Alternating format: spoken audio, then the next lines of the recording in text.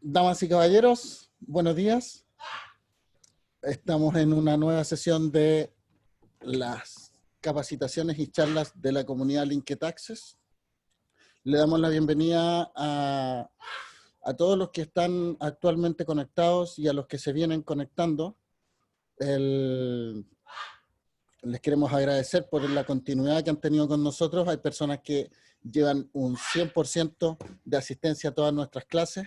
Les queremos agradecer, ya que nuestro interés siempre es abrir el conocimiento tributario para todos aquellos que no puedan tener acceso a una capacitación más universitaria, por así llamarlo, o de postítulo, y a cualquier otro interesado en forma total y absolutamente gratuita. Agradecemos a Renato, agradecemos a Sandra, quienes son los que van a exponer el día de hoy. El tema es bastante contingente, ya que nos habla de las modificaciones del artículo 21, lo que conocemos como los gastos rechazados. Así que se viene bastante entretenida la charla de hoy. Reiterarles que la modalidad de esta exposición es la modalidad seminario. Existe el ítem de preguntas y respuestas y el ítem del chat. La idea es que en el chat puedan hacer cualquier comentario, cualquier acotación que diga relación con algo técnico de la charla misma, digamos. Técnico me refiero a la plataforma de exposición. Y el ítem de preguntas y respuestas, ¿cierto? Que es donde agradecemos que hagan sus preguntas a través de ahí, ya que por ese apartado podemos llevar un control de las preguntas y transmitírselas a los expositores, ya que en el chat, como todos escriben, las preguntas van pasando para arriba y muchas veces se nos pueden pasar. Por tanto, si seguimos ese orden, siempre cuidando, por favor, el debido respeto entre todos, ¿cierto? Vamos a tener una charla bastante entretenida. Así que eso, sin más preámbulo, Renato, te doy la voz para que puedas comenzar tu exposición. Muchas gracias a todos y te doy las gracias nuevamente, Renato. Gracias, Víctor. Bueno, primero que todo, saludarlos a todos, agradecerle a Linked Access esta oportunidad de compartir conocimiento. Veo que hay harta gente conectada, ya hace 5 años que dejé de hacer clases de forma presencial y esta oportunidad creo que es buena para poder mantener contacto con distintos profesionales. Bueno, comenzamos con esta norma, a mi entender, una norma de control del artículo 21, conocida como gastos rechazados. Y les voy a ir explicando durante por qué digo que es una norma de control más que una norma de gastos rechazados. Durante, bueno, la misión de Linked Access, que nos compartieron esta presentación muy buena, el formato, una pequeña línea de tiempo de cómo ha ido evolucionando el artículo 21 ante la reforma del 20.630, la modificación de la ley 20.780, 20899 y la última modificación de la ley 21.210. Quise hacer un poco esta línea de tiempo para que entendieran cómo ha evolucionado este artículo 21, ¿ya? Principalmente entender cuándo va a ser, algunos todos lo llaman gasto rechazado, pero cuándo es un gasto que no se acepta o cuándo de frente es un gasto rechazado. La verdad, es súper interesante entender el concepto de gasto. Ya, yo lamentablemente muchas veces no he podido participar de las presentaciones que hacen Linked Access. Vi la última o la penúltima que hizo Juan Alberto, si no me equivoco, sobre gasto, que fue muy interesante, la voy a ver en YouTube. Y ahí él explica el cambio de concepto como gasto y que tiene relación directa con las normas de control del artículo 21. No soy muy bueno con los dibujos, creo que mi hija menor podría haber dibujado mejor esta línea de tiempo, pero quiero que entiendan un poco cómo era hasta el 31 de diciembre de 2012. Antes de la modificación de la ley 20.630, existía una tasa única con respecto al gasto rechazado del 35%. Pero, ¿a quién grababa? A las sociedades anónimas. Las sociedades anónimas tenían un tratamiento distinto, por eso muchas veces los contribuyentes, los clientes nos preguntaban, oye, ¿qué me conviene? ¿Una sociedad anónima? ¿Una limitada? Porque tenían diferencias desde el punto de vista tributario para los retiros y otras cosas más que hacían una diferencia con respecto a esto. Pero ¿qué pasaba con los gastos que no eran aceptados? Hasta el 31 de diciembre de 2012, estos gastos, acuérdense que también estábamos hablando del FUT en esos años, el 31 de diciembre de 2012, estos gastos que no eran aceptados se debían agregar a la renta líquida y se hacían las declaraciones juradas, si no me equivoco, corríjame, la 1893, era parece, 1830 y algo, que eran los gastos rechazados, que se tenía que ir de forma directa a el global complementario de los socios, porque era una norma que en estricto rigor era para cuidar que las empresas no tuvieran gastos ocultos a través de, perdón, los socios no tuvieran gastos ocultos a través de la empresa para que no le impactaran en el global complementario. Por lo que me han contado, era más fácil hacer el gasto rechazado porque tenía que pagar el 25% de ese gasto, perdón, en esos años 20 y aún así es 17, 18, como fue evolucionando la tasa del impuesto de primera categoría, y no pagar el global complementario con el 40%. Entonces, hacía el gasto de la empresa, no lo tributaba. Por eso la norma tenía esta norma de control que hacía que fuera a los socios cuando ellos utilizaban algunos bienes. Pero luego ha ido evolucionando. Yo no puedo encontrar un esquema que presentó en esta presentación de gastos, cómo evolucionaba el gasto rechazado y cómo ha sido incrementado la recaudación fiscal por este concepto. Porque luego ya en la reforma de la 20.630 se modifica todo esto y dice, oye, los gastos que son asociados a la empresa que no sean aceptados van a tener que pagar una tasa del 35%. Otro lado, si beneficia a los socios directos o dueños de forma directa, va a tener que pagar, ir al global complementario y pagar una tasa adicional del 10%. Bueno, esto se mantuvo también para el año siguiente, con la reforma de la ley 20.780, y se sube la tasa. La tasa se sube un 40% para que realmente tenga un castigo, porque pensemos que en estos años la tasa máxima de global complementario era un 40, y entre pagar un 40 y pagar un 35, ustedes pueden hacer los cálculos qué convenía más. O sea, si sé que voy a cometer un gasto que puede que no me lo acepten, oye, en vez de llegar a global complementario, lo lleva a 35. Pero aquí cambia un poco. Tenemos que ir viendo que también pensamos en el global complementario. ¿Cuánto era la tasa global complementario hasta el año pasado? 35%. Comercial 2019.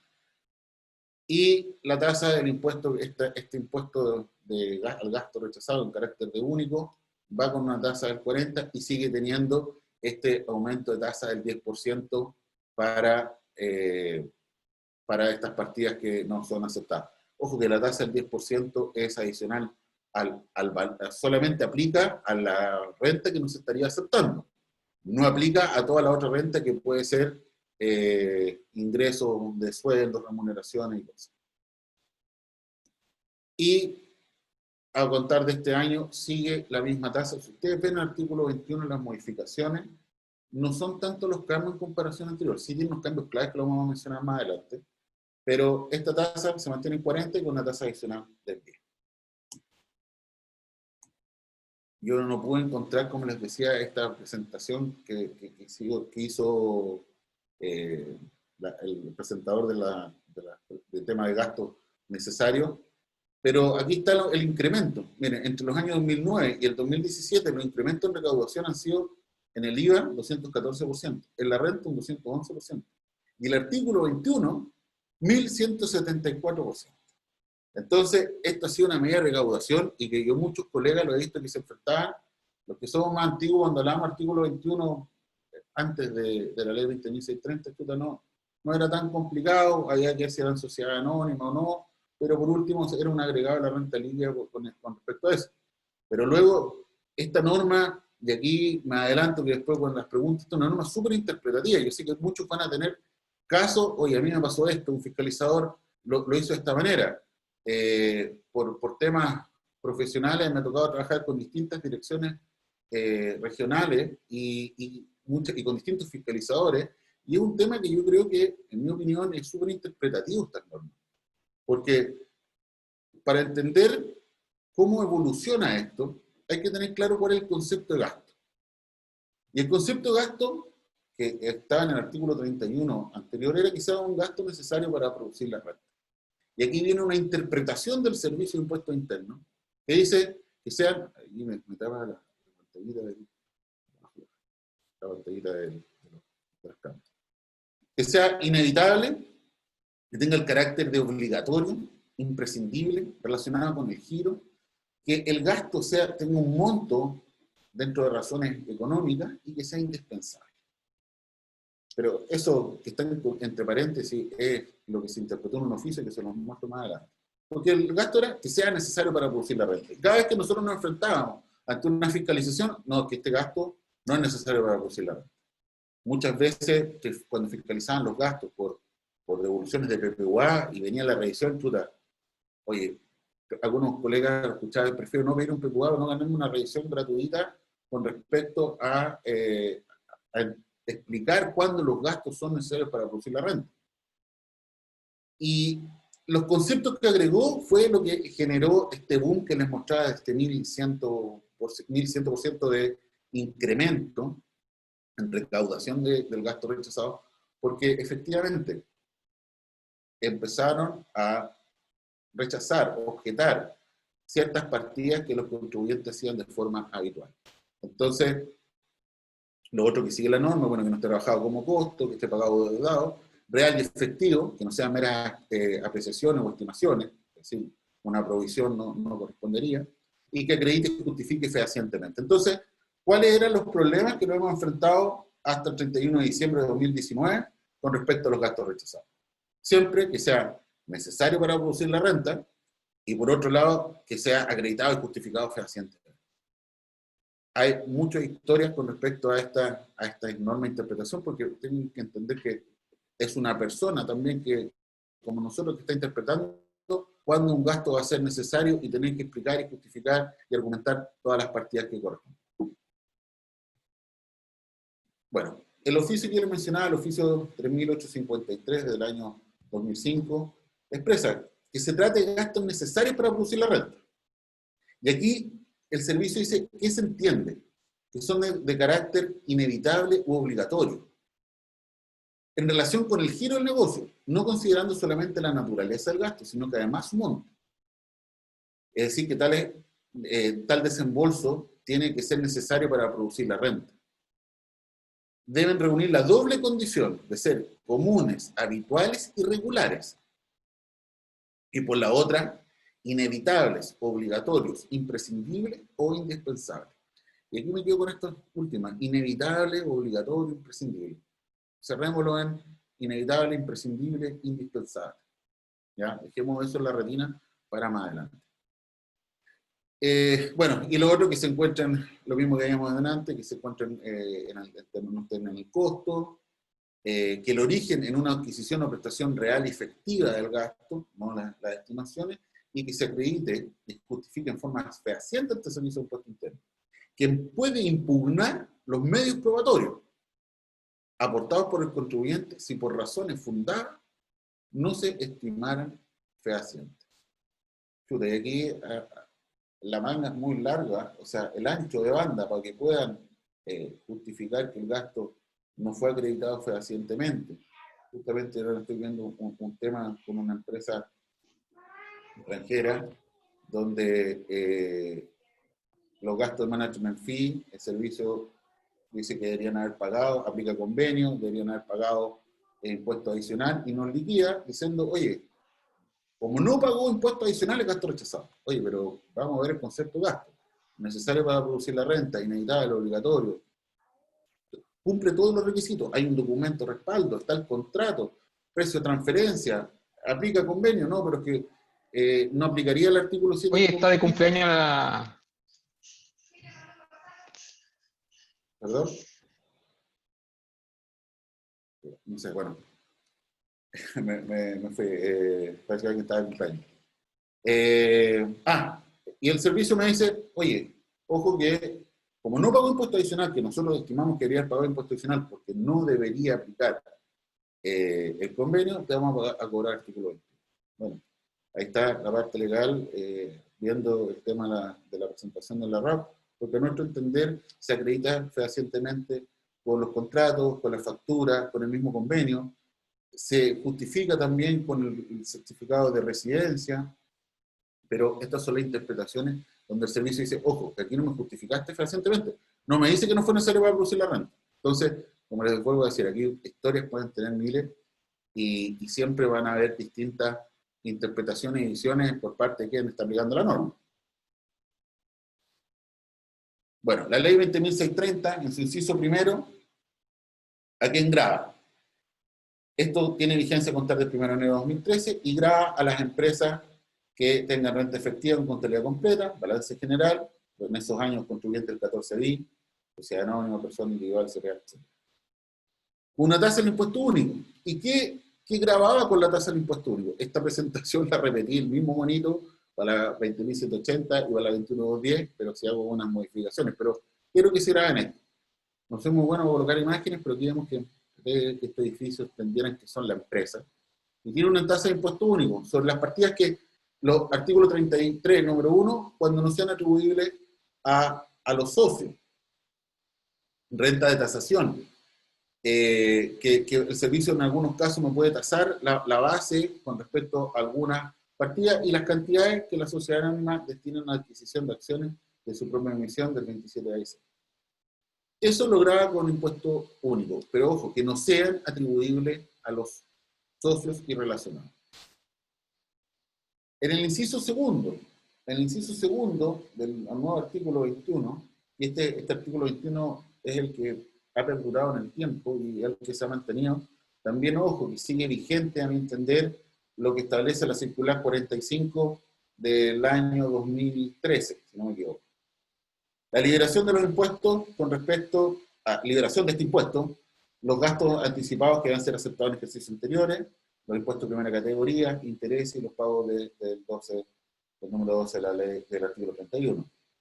Estos gastos no se afectan con el artículo 21, pero sí se deben agregar a la renta libre. Bueno, y los incisos terceros, ¿a quién aplica? La partida del 33 número 1 atribuir a los socios. Renta bruta, eso se va a la renta bruta global, impuestos finales.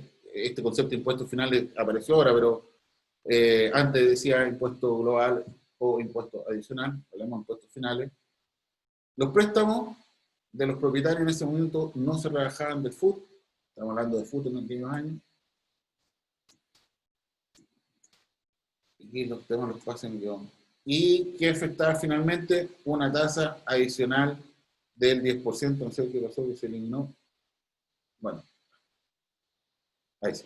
Una tasa del 10% adicional, la partida se va a la renta bruta global, no rajada FUT, y tenían un recargo del 10%. ¿Qué pasaba cuando tenían uso o goce cualquier título de algunos bienes de la empresa, o bien entregado en favor de garantía? Esto aplicaba tanto a las empresas, a las personas, socios, y aquí, ojo, este inciso tercero aplica a los socios de la empresa, dueño, dice propietario, cuando los propietarios sean contribuyentes del impuesto global. Cónyuge, los socios accionistas, y aquí es súper importante que entendamos algo. Más adelante voy a mostrar un mapeo, a mi entender, de cómo aplica la norma del artículo 21. Porque el inciso tercero está relacionado directamente con las personas propietarias que sean contribuyentes del global complementario. Entonces, yo no me quiero adelantar porque después Sandra preparó los ejemplos prácticos y yo estoy dando la lata con la parte norma y la parte interesante la da Sandra con respecto a los ejemplos, pero para entender este mapeo, ojo, las empresas aplica el artículo 33, aplican el inciso tercero cuando los dueños son personas. Y en el caso de que los dueños fueran otra empresa y beneficia a un socio aguas arriba en una empresa, ¿aplica el inciso tercero o aplica el inciso primero? Bueno, el servicio ha interpretado y en las fiscalizaciones me ha tocado cuando el beneficiario final está aguas bien arriba o está aguas abajo o no es propietario, no aplica el inciso tercero y de frentón aplica el inciso primero cobrando el 40%. o 35 en este tiempo.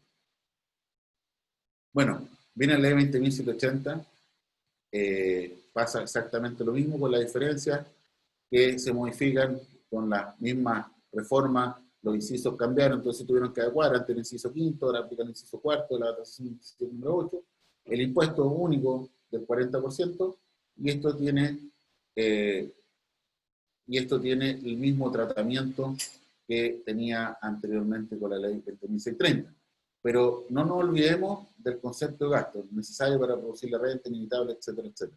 Todo esto va evolucionando junto con esta normativa. El artículo 21 en sí es, como lo partía yo, no es la norma de gasto rechazado, una norma de control con respecto a las operaciones de la empresa. A mi entender, pueden decirme que me afectó el gasto rechazado. Lo mismo, la liberación de los impuestos, que no están afectos a esta sobretasa y que sí tienen que ajustarse a nivel de renta líquida. Y con respecto a el inciso tercero, bueno, es exactamente lo mismo. Aquí la diferencia es que ya no hablamos de FUT, hablamos de rayo RAP. Y ojo que aquí seguimos hablando de los beneficiarios, cónyuges, los socios accionistas, hijos no emancipados legalmente, y las personas relacionadas del artículo 100 de la ley 18045. Mismo efecto, 10% hasta el 31 de diciembre del 2019. Hasta esta fecha, no sé cómo es la hora. A esta fecha, el servicio ya habíamos visto el aumento con respecto a la recaudación del artículo 21.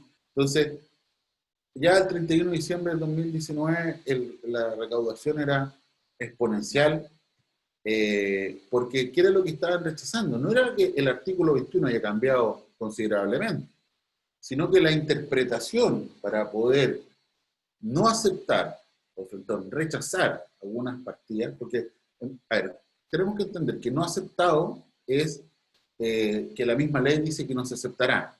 De hecho, un vago, algunos gastos que son sobre algunos límites.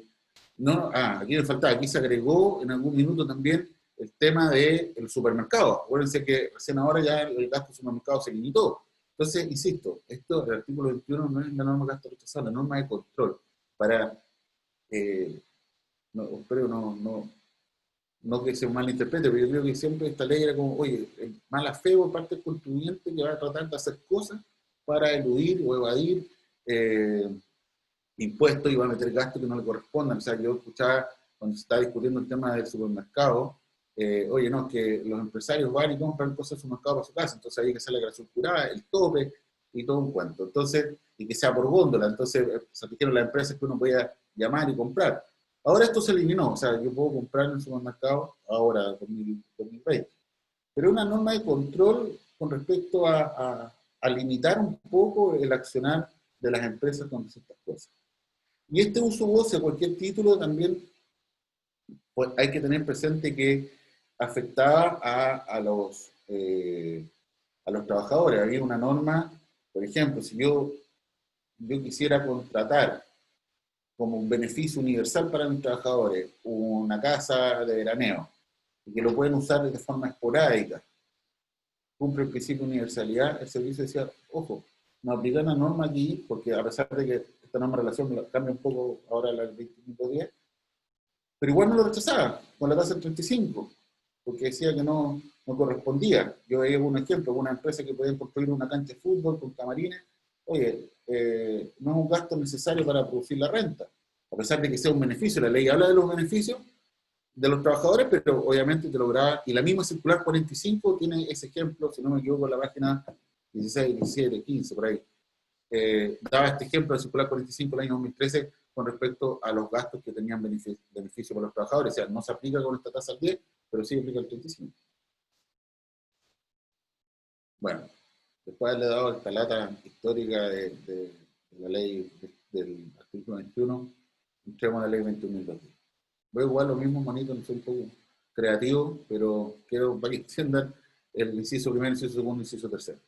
Pero aquí lo principal, los que vieron la charla de gasto entenderán que el concepto cambia. Aquí es donde ya se pone un poco más interesante. El artículo 21 se modificó un par de cosas y aquí el concepto es que cambia y finalmente hace que esto se haga un poco más, más difícil de interpretar o que me rechacen un gasto. Necesario para producir la renta. Eso se mantiene. Que tenga la aptitud para producir la renta. Aquí me acordaba, los que somos más viejos, que vamos a la PA, que era la prueba de aptitud académica, a ver si uno tenía las aptitudes para entrar a la universidad.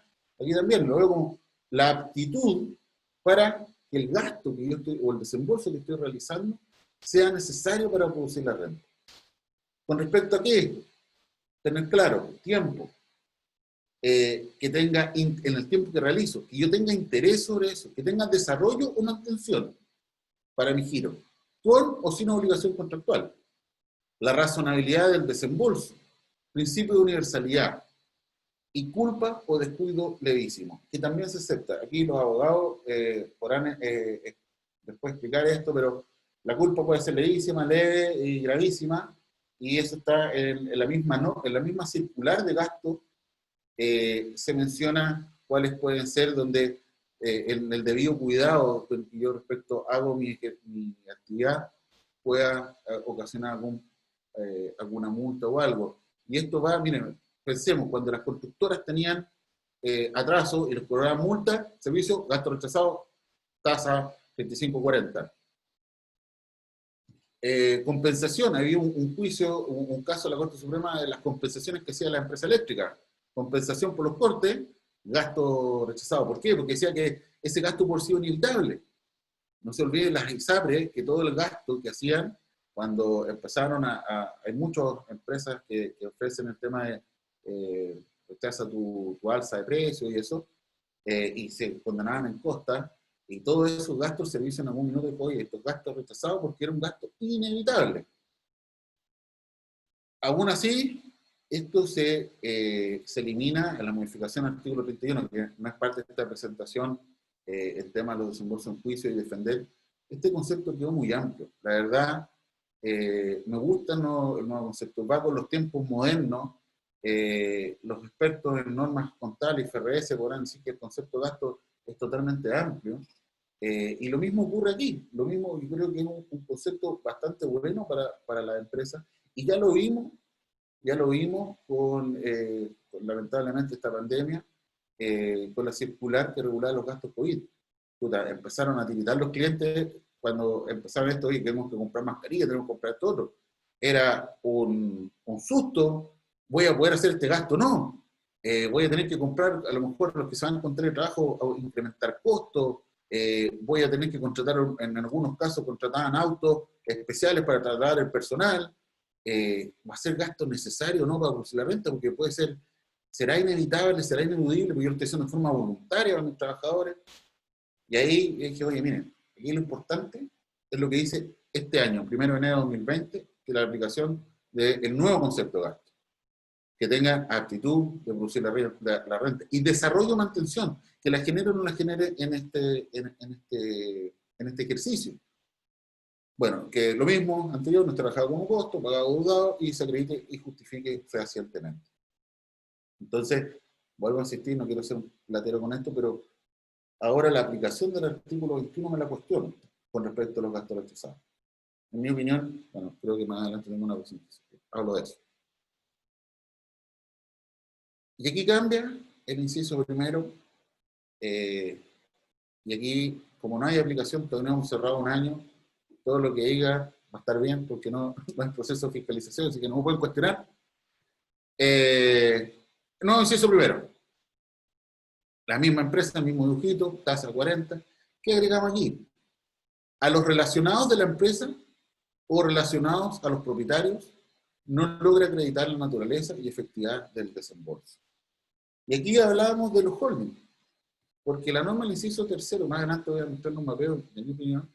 Bueno, y se elimina el tema de las cantidades que la sociedad anónima destina en la adquisición de acciones superficiales. ¿Qué pasa cuando la empresa hacía un gasto? Por ejemplo, una matriz, que tiene socios que son personas jurídicas, y esas personas jurídicas más arriba eran personas naturales.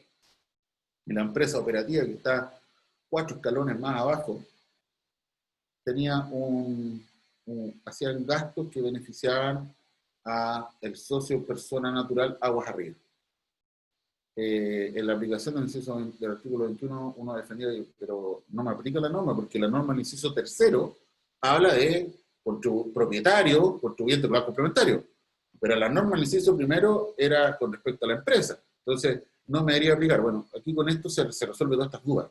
Los relacionados de la empresa o relacionadas a los propietarios y no logra acreditar naturaleza y efectividad del monto. Es importante esto porque más adelante Sandra le muestra un ejemplo con respecto a no logra acreditar la naturaleza y efectividad del desembolso. ¿Y qué pasa cuando logro acreditarlo pero aún así no me lo acepto? Ahí les dejo lo que viene más adelante en la parte entretenida del ejercicio. Bueno, lo mismo aquí, solo que aquí se agregan, creo que ayer en el chat del grupo de LinkedIn, que la verdad trato de repente poder participar, pero me descuido un minuto y tengo 200 WhatsApp, 1000 WhatsApp y trato de repente leo todo y no alcanzo a leerlo bien. Pero aquí había una pregunta con respecto a la fundación y terminamos hablando, y yo les puse, ojo con el artículo 21. Bueno, los gastos efectuados por fundación y corporación chilena, vamos a sacar la pantallita, ¿no? Salvo que beneficien al numeral 3 del inciso tercero, que es lo que viene más adelante. Entonces, estos gastos me los libera de pagar el 35%, no solamente me estoy diciendo, porque las fundaciones, que son del artículo 14G, porque no carecen, ¿cuál es el problema de las fundaciones y las corporaciones? Ellos carecen de propietarios. Las fundaciones y corporaciones no tienen dueños, tienen asociados, llámenlo como ustedes quieran, pero no son dueños.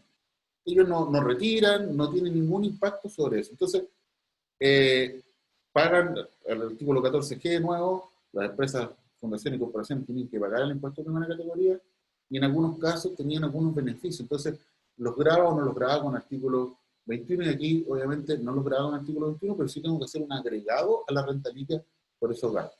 Salvo el beneficio del número 3.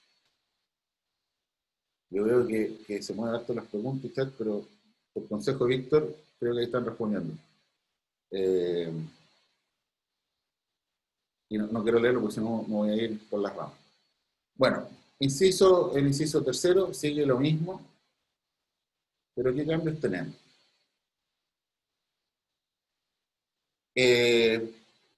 Yo les hablaba del inciso tercero que no beneficiara a un relacionado, es decir, el número 3, perdón, el literal 3i del inciso tercero, el uso goce a cualquier título o sin título alguno para no ser necesario reducir la renta. Cuando beneficia a uno de los relacionados, que debería afectar al global complementario. Y esta norma, como digo, todavía no hay mayor interpretación, así que si me equivoco después, mientras haga la circular de otro tema.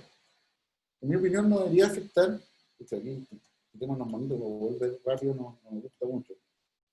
Gastos efectuados por la fundación, salvo el beneficio 3 del inciso tercero, bueno, que beneficia a una persona relacionada con la corporación o fundación. En mi opinión, puede que ustedes tengan una opinión distinta, no aplica el inciso tercero. O sea, estamos hablando de esto, el uso, goce, cualquier título, ok, pero ¿con qué impuesto lo afecto en la fundación? ¿Lo llevo al global complementario con la tasa del 10 o de frente le aplico el 40%? En mi opinión, lo que aplicaría ahí es que se va al inciso primero, porque esto, insisto, el inciso tercero es para los propietarios y las fundaciones y corporaciones carecen de propiedad, son parte de, como las asociaciones, uno es parte de, pero no soy dueño de. Y eso está en el libro tercero, bueno, en el Código Civil, el por qué estas sociedades están fuera. Y aquí hay el cambio. Perdón, voy a presentar todo. Ahí sí. Y aquí está el cambio. Miren, se aplica también cuando los beneficiarios sean, bueno, cónyuge o convivientes civiles. Acuérdense que más atrás en la presentación era distinto este cuadrito. Hijo no emancipado legalmente, o bien cualquier persona relacionada. Y aquí la nueva norma de relación, que sé que yo tuvieron una charla, que lamentablemente no la he podido ver. La nueva norma de relación del artículo 8º, número 17 del Código Tributario. Y a los directores, gerentes, aquí se pone interesante, a los directores, gerentes, administradores, ejecutivos principales o liquidadores de la sociedad. Es decir, cuando estas personas, pero ¿a quién le va a aplicar? ¿Le va a aplicar a ellos directo este impuesto adicional? Al gerente general que la empresa le compró un auto, un station wagon para que pudiera usarlo, le va a aplicar al valor complementario el gerente. Esa norma, con norma de relación, aplica para todo este tema del uso de bienes.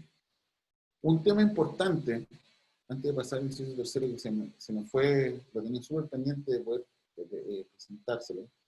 Un tema importante que voy a volver atrás con un nuevo concepto de gasto.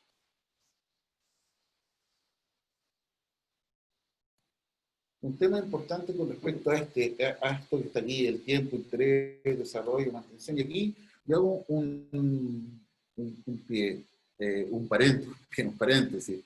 La razonabilidad del desembolso. Y aquí yo me ponía a pensar, bueno, ¿qué pasa, por ejemplo, una empresa, hablemos una sociedad médica?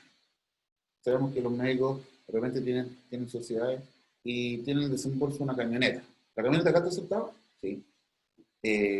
Pero ¿cuál es la razonabilidad del desembolso? Porque es necesario para producir la renta. Uno siempre, las camionetas decía, oye, yo la ocupo porque tengo que moverme, voy, y no puedo comprar un auto porque es un gasto rechazado. Entonces me compraba esto.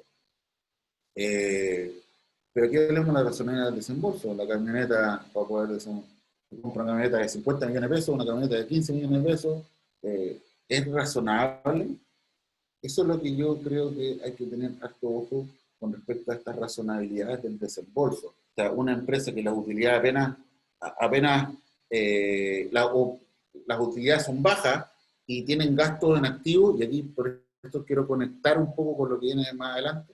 Yo tengo gastos en activos que, oye, principalmente se me están llegando la utilidad y tengo un gasto desproporcionado. Aquí yo creo que vamos a empezar a más allá de que sea inevitable o no, la desproporción del gasto y si era necesario o no. Porque hoy día el servicio, en nuestra experiencia, ya está la circular 5, si no me equivoco, de 2018, uno puede aceptar gastos por vehículo y lo hemos presentado, el servicio se demora su tiempo y nos aceptan gastos porque es lógico, una legítima razón de negocio. Yo comprarme un City Car para moverme en la ciudad en vez de comprar una camioneta, costos de mantención, costos de compra, obviamente voy a preferir el mejor. Y al final el servicio de impuesto interno, como yo llevo, es mi socio. El servicio de impuesto interno de lo que yo gano va con el 10 ahora o 27%, así que siempre es mi socio la utilidad, cuando gano, porque cuando pierdo me van a cuestionar la pérdida. Pero a mi socio fisco le conviene que la empresa tenga utilidad, entonces obviamente yo voy a presentar para que los gastos sean menores. Puedo presentar vehículos, hemos presentado algunos vehículos, algunas furgones para trasladar personal.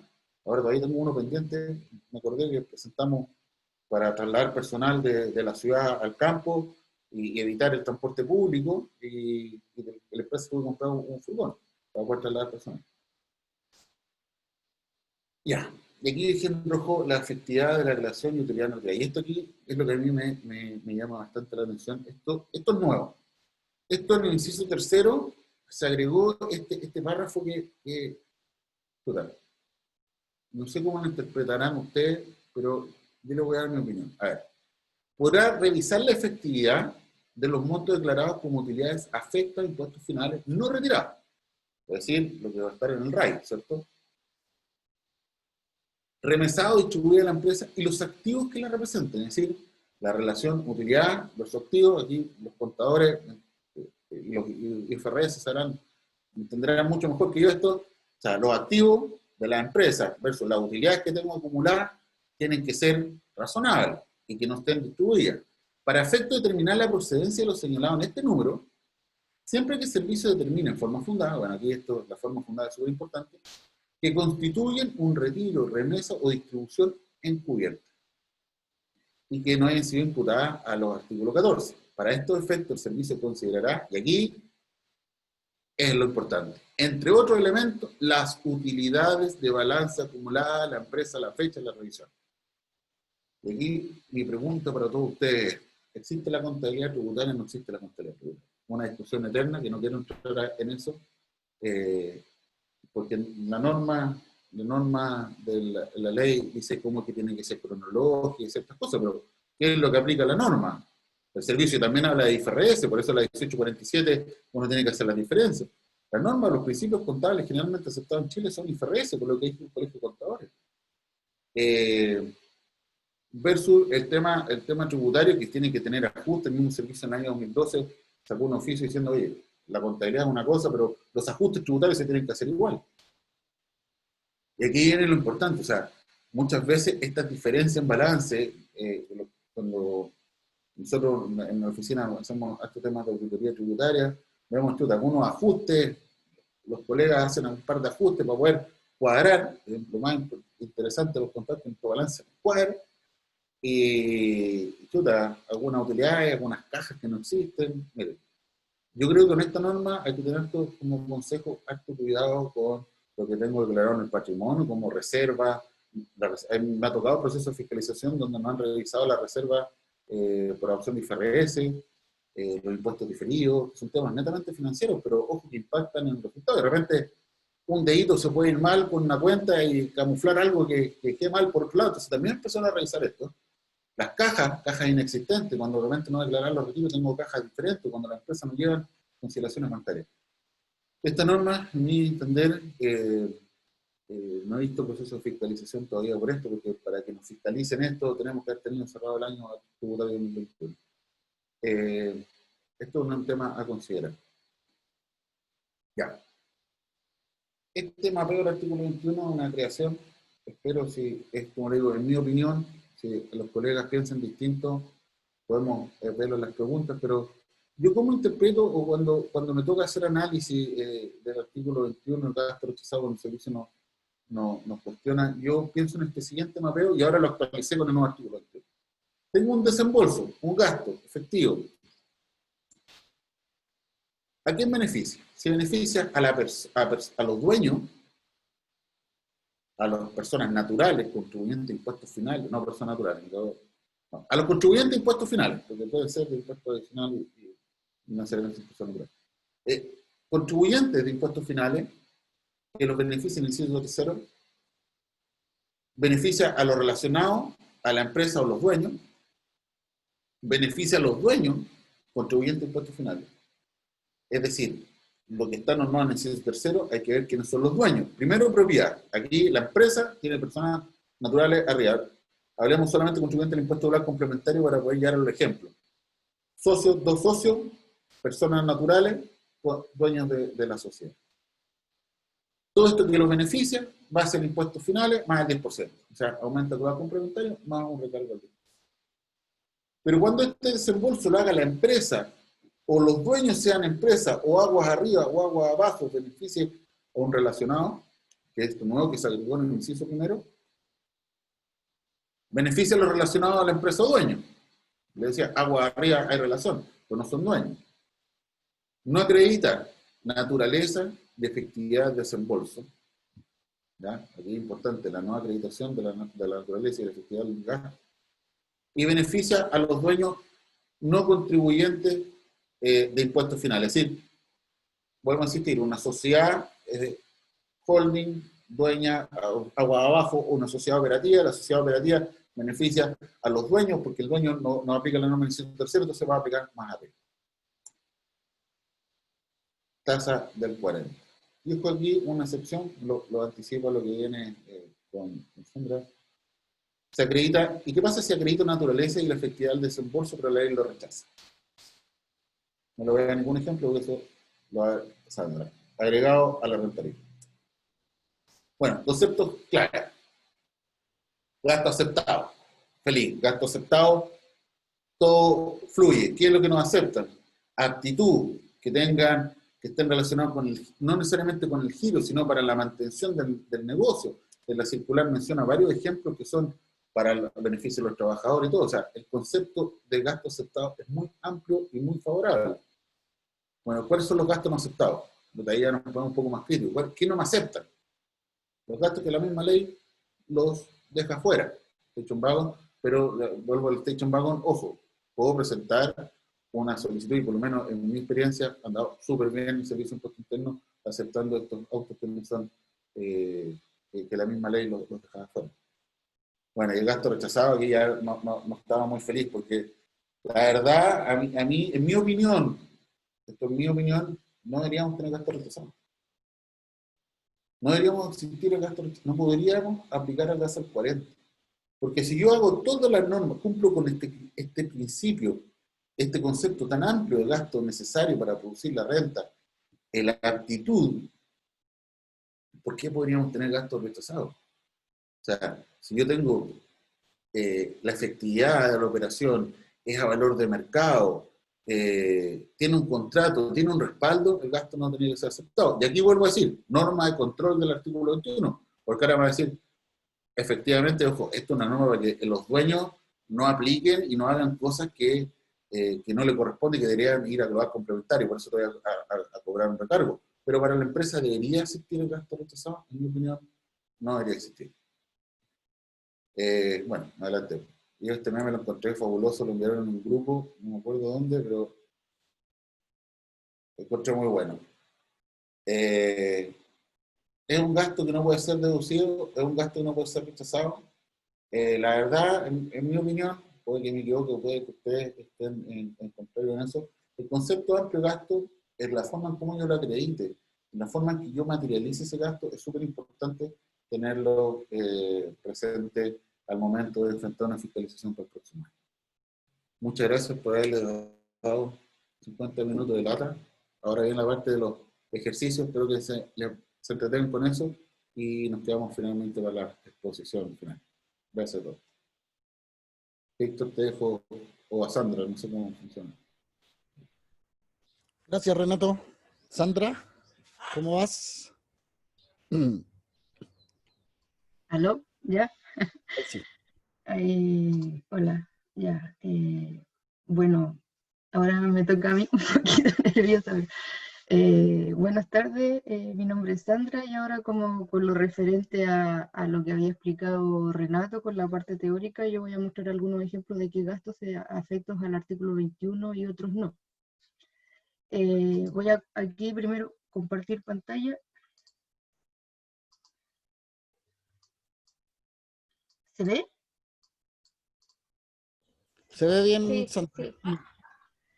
Bueno, aquí tenemos que tener presente con todo lo indicado por Renato los conceptos importantes. El concepto de gasto necesario, mencionado por Renato, que tengan aptitud de generar renta en el mismo futuro ejercicio y que se encuentren asociados al interés o desarrollo o mantención del negocio. Partidas que graba el artículo 21, las partidas del número 1 del artículo 33 que correspondan a retiro, especie o cantidades representativas de dinero a imputarse al valor del costo de los bienes del activo. Entendiendo que estas partidas se refiere a las partidas del artículo número 133 letra F, o sea, lo referido a los desembolsos que menciona el número 6 del artículo 31, específicamente el inciso segundo. Las partidas del artículo 33, letra Y, entendiendo las que son aquellas cuya deducción no permite el artículo 31 que se rebajen en exceso de los márgenes permitidos por la ley. Ahora, de acuerdo a lo que mencionó Renato, la ley, el inciso primero del artículo 21 fue modificado y adicionó dos requisitos adicionales para que un gasto pueda verse afecto a la tributación del artículo 21, y es que esas partidas se tienen que beneficiar directa o indirectamente a los relacionados de la empresa o a sus propietarios que efectúan en este desembolso. La misma circular 53 define, y entendiendo esto como un beneficio indirecto, ¿qué es lo que podemos entender? Un beneficio económicamente valorable que si es bien es obtenido por una persona o entidad distinta al propietario, comunero, socio o accionista directo de la empresa, o sea, en definitiva estos son los últimos a los relacionados que se entienden obtienen dicho beneficio. En un ejemplo lo vamos a explicar más conciso. Los relacionados. Deberá entenderse lo que indica el inciso final del artículo 21, que también fue modificado en este aspecto, como resumen es que se incluye al conviviente civil y a los relacionados conforme al artículo 8, número 17 del Código Tributario. ¿Qué entendemos por relacionados a la empresa? Directores, gerentes, administradores, ejecutivos o liquidadores, relacionados con el propietario, el cónyuge, los convivientes civiles, los hijos no emancipados legalmente. Ahora también requisito o adicional cuando mencioné que la partida, que el contribuyente no acredite la naturaleza o efectividad del desembolso. Y entendemos que efectivamente aquí es que el gasto se efectuó y que se realizó. Ahora, requisitos básicos entonces para grabarse con el artículo 21 es que se trate de partidas que se refiere el artículo 33, número 1, para efectos letra G y F, que beneficie directa o indirectamente a los relacionados a la empresa, que no logra acreditarse la naturaleza y efectividad del desembolso. Esto es como concepto básico. Ahora pasemos a los ejemplos. Por ejemplo, el artículo 31, número 3, inciso 3 fue modificado. Y en este caso también se incluye como una deducción, un costo en términos tributarios, ciertos productos farmacéuticos que tienen que cumplir con las reglas del Ministerio de Salud para aceptarse como pérdida. Y en este caso, un supuesto, por ejemplo, una empresa que lleva resultado pérdida productos que fueron entregados para su uso y consumo a un centro asistencial, este puede ser tanto privado o público, nos hacemos la pregunta, ¿es gasto o no es gasto? En el párrafo 4 del inciso 3, del número 3 del artículo 31, especifica que estos productos se tienen que regir por la ley 20.920, tienen que ser entregados gratuitamente, y en este caso no se aceptará como gasto y se afectará con el impuesto único en la medida de que haya una destrucción voluntaria de materias primas o insumos procesados o terminados. ¿Cómo nos afecta en este ejemplo, en este supuesto? Dado que la farmacia lo entregó gratuitamente para su uso y consumo, es un gasto aceptado, no está afecto al impuesto único del artículo 40. Lado contrario, por ejemplo, tenemos el efecto de que no lo entrega, o sea, hay una destrucción voluntaria. Los invito a leer la circular porque para efectos de las farmacias cambia bastante el concepto u otros requisitos que especialmente las farmacias no deben de cumplir, porque también hay otros productos que pueden ser, por ejemplo, los alimentos de mascota, los alimentos de supermercado. Entonces, para este caso, la entrega gratuitamente aquí es un gasto aceptado, gasto no aceptado, perdón, y es agregado a la renta líquida, al efecto es desagregado y está afecto al impuesto único del 40. Entonces se puede ver la diferencia entre uno no lo entrega y cuando la farmacia no lo entrega y la farmacia sí lo entrega.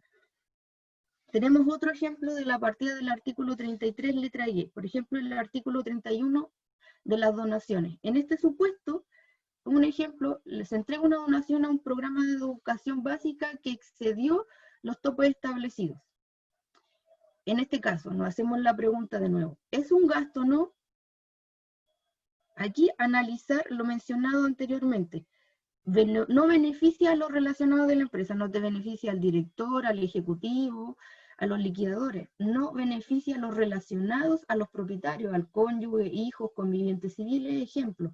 Y la empresa en este caso logra acreditar la naturaleza y efectividad por medio de que la fundación o para hacer una donación te tiene que entregar un certificado para acreditar que esa donación sí efectúa. En este caso, aquí es lo que explicaba Renato, que van a haber, por ejemplo, partidas que van a ser agregadas a la renta líquida, que no van a ser un gasto aceptado, pero tampoco se van a afectar con la tributación del artículo 21.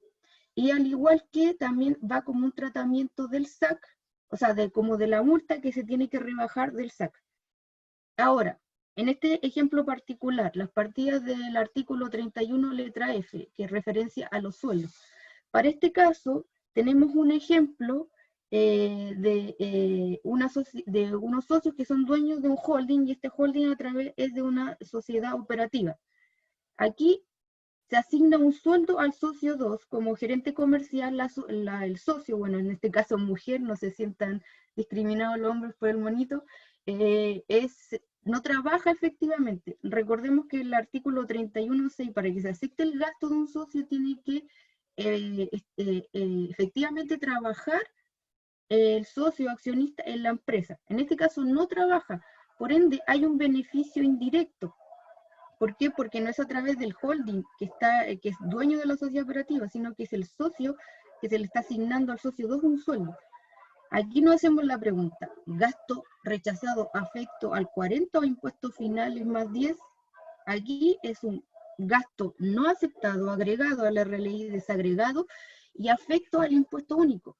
Ahora, lado contrario, el mismo ejemplo, pero en este caso hay un beneficio directo, se elimina a la sociedad operativa y aquí es la misma pregunta, pero lo único que cambia es que está afecto al inciso 3, es decir, al impuestos finales, más un recargo o un adicional de un 10%.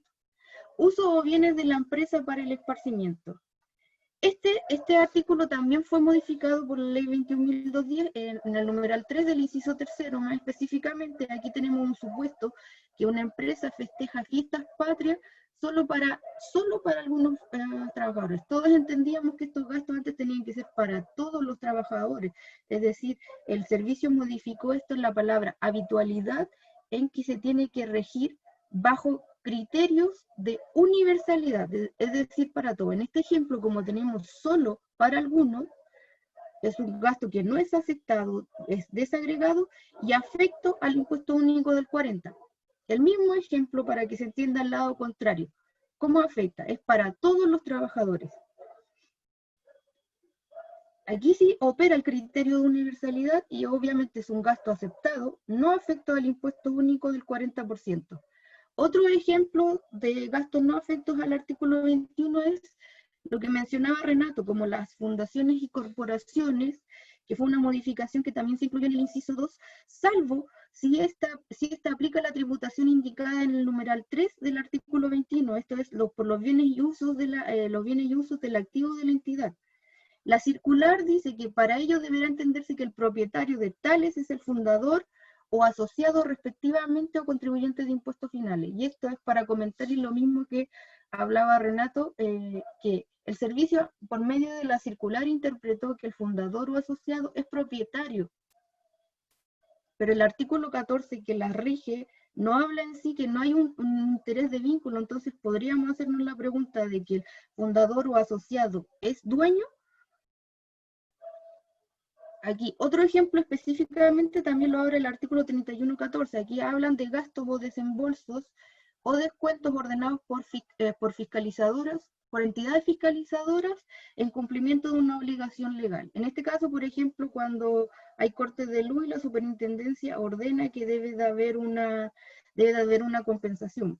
Pero en este caso, cuando se comprueba que hay un actuar negligente, esta misma compensación deberá ser agregada a la renta líquida, pero sin gravarse con el impuesto único del artículo 21 por decisión expresa del artículo 14. Otros ejemplos que los podemos encontrar bastante en la circular 53, dado por el cambio del concepto que hubo del gasto necesario, pero por ejemplo, un faltante de caja lo podríamos considerar como como afecto a la tributación, puede que a veces sí o no, pero imagínense si comprobamos que efectivamente hubo un robo. Entonces, cada situación hay que analizarla de por sí bien meticulosamente, porque las modificaciones más grandes que ha sufrido el artículo 21 es que se adicionan requisitos adicionales, es decir, beneficia directa o indirectamente a los beneficiarios de la empresa o al propietario, o nos acredita la partida. Entonces, como se ha mencionado, partidas que van a quedar agregadas a la renta líquida, pero que no van a estar grabadas por el artículo 21.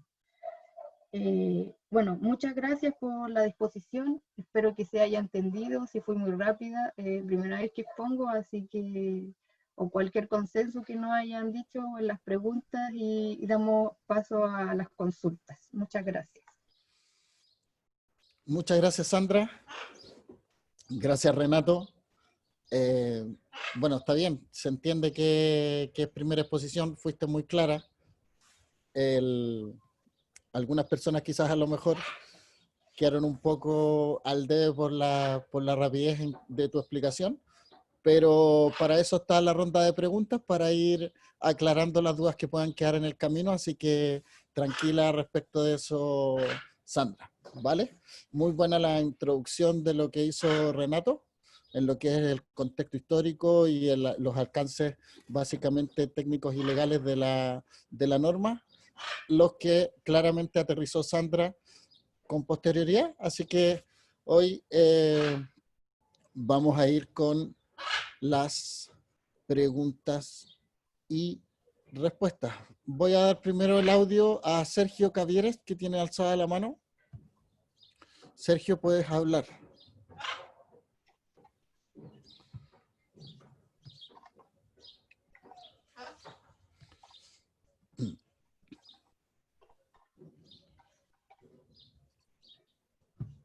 Ana Soraya Roa.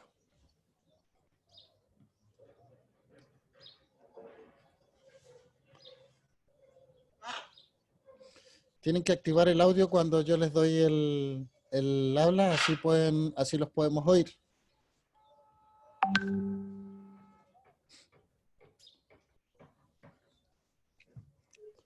Alfredo Olivares, tienes audio.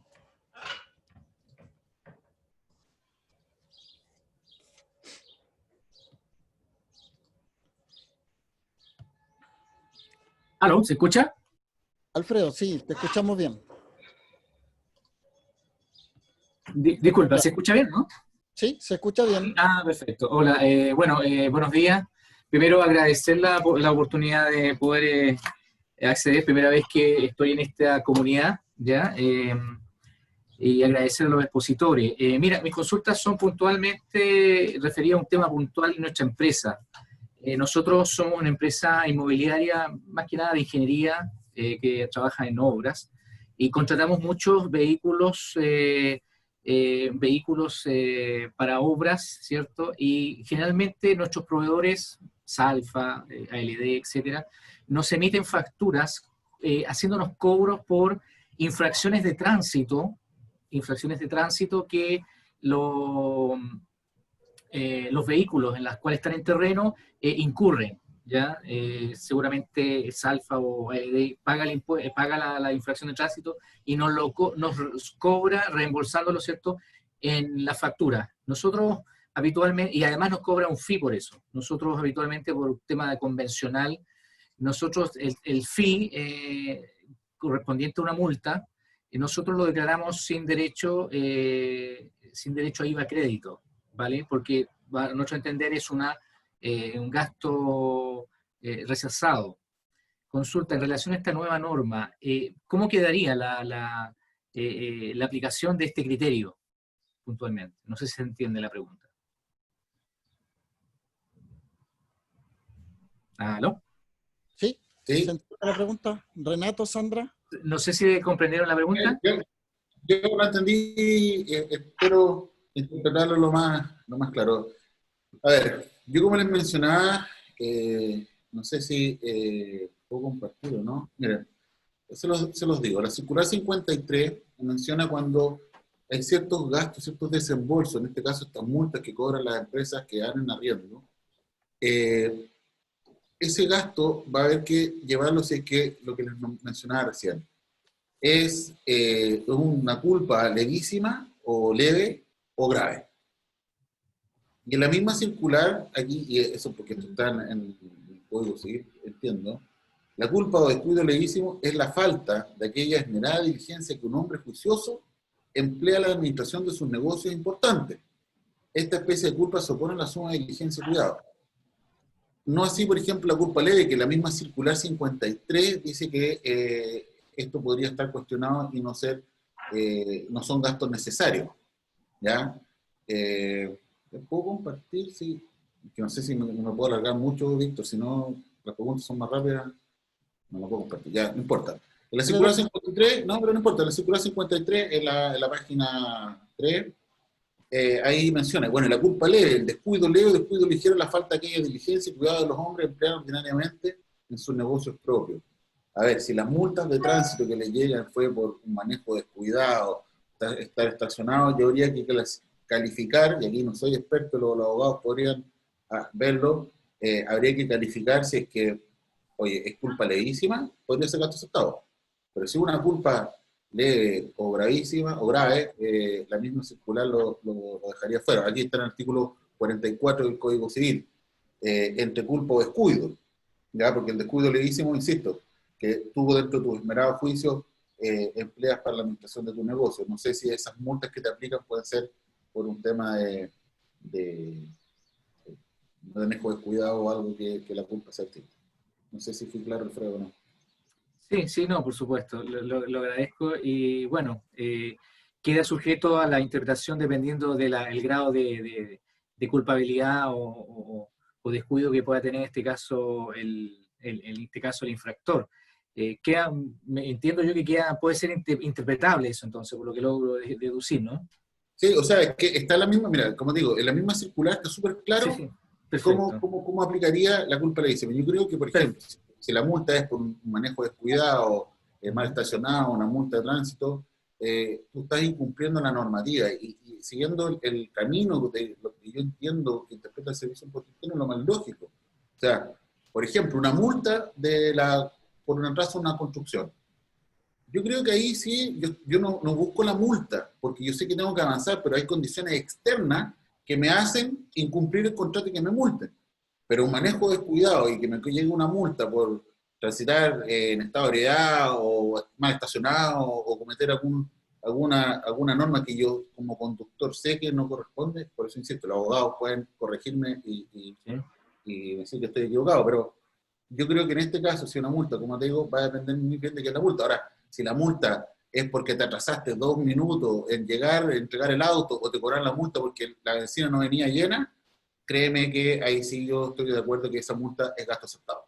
Pero si es una multa que le llegó al auto, yo no la aceptaría como gasto. Ya, perfecto. Te agradezco, Renato. Solamente agregar, ojalá, de hecho lo escribí en las preguntas, si fueran tan amables, si se puede compartir los PPT, se los agradecería mucho, ¿eh? Si se pudiera. Muchas gracias nuevamente. Gracias, Alfredo. Los PPT se cargan en nuestras redes sociales, se cargan los PPT y se carga la grabación de la charla para que estés atentos. Cecilia Núñez, tienes audio. Hola, buen día, ¿me escuchan? Buen día, se escucha bien. Mira, yo llegué hace poco, o sea, casi recién a la reunión, pero en la respuesta que daba el relator anterior habló un poco sobre la necesariedad del gasto. Y mi duda ahora sobre el tema del artículo 21, los gastos rechazados, es con la nueva normativa en donde existe la posibilidad de utilizar gastos que tienen la potencia de generar ingresos. ¿Cómo podría yo ver ese límite que es tan, yo lo encuentro como que es muy, muy difícil en el fondo de relacionarlo al gasto rechazado, porque yo podría aludir a que ese gasto que me están cuestionando como rechazado podría tener esa potencia de generar ingresos?